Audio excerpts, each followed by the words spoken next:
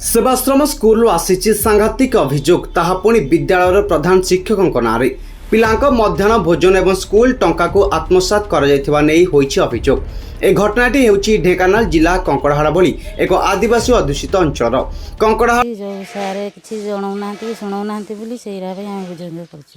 छुआ मान कमेकिन सब कथा दौरान आउ चेयरमैन आम अच्छे आमको समस्त लोक मैंने कहते आम कहलु गरीब छुआ मैंने भलरे पातु भलरे खातु भलरे पाठ पढ़तु सार भी भलरे रहिबे सार तो सब काटी काटिका कहते कंकड़ा ब्लॉक केरेजोली पंचायत अंतर्गत रोडंग सेवाश्रम विद्यालय प्रथम ठारू अष्टम श्रेणी पर्यंत थिबा स्कूल में पढ़ुचंती 221 जन छात्र छात्री। कोविड सकाशे विद्यालय पाठ दौना काटी दौरान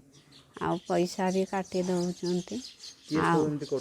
सार हेड सार पचारू ना आम कमिटी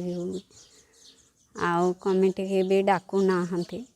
कौन हो जो प्रभास कुमार बलिया अच्छा आम हेडमास्टर जेकोसी कथा कमिटी की पचार ना आज कोविड 2 वर्ष है चलला एमाने छुआ खाद्य दिखाई निम्नमान खाद्य दौरान जदि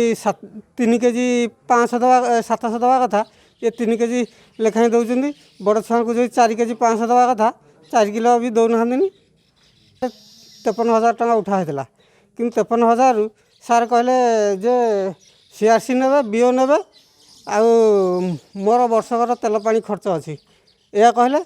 लास्ट में मुझे पचारि सार जिनस केमती आनिबा ना तुम कौन पाइब पाठपढ़ा बंद रही बेले पिलांको आसुथिबा मध्याह्न भोजन और स्कूल टंका को हड़प करछंती खोद विद्यालय प्रधान शिक्षक प्रभास कुमार बलिया जहां नहीं विद्यालय मैनेजमेंट कमिटी चेयरमैन एवं कमिटी समस्त सदस्य विडीओ निकट अभियोग करछंती। प्रधान शिक्षकों निरीह चेहरा भितर थिबा असाधु व्यक्तित्व एवं सामना को आसी जहां नहीं विद्यालय भितर किछि समय धरि घमाघट लड़ाई होता आ सब को रेकर्ड करथिला आम कैमेरा। प्रधान शिक्षकों एपरी कार्य को नहीं समग्र अंचल में चर्चा सृष्टि होइछि। तेबे एहार तदंत कराଯାय पदक्षेप नेबाकू कंकड़ाहाड़ ब्लॉक शिक्षाधिकारी हरिहर देहुरी रोडंग सेवाश्रम हूँ tribal department welfare department school जेहेतु आम तार एमडीएम इत्यादि स्कूल ग्रांट कथा देखी था जो अभियोग आम शुणुचु एपर्यंत कौन प्रकार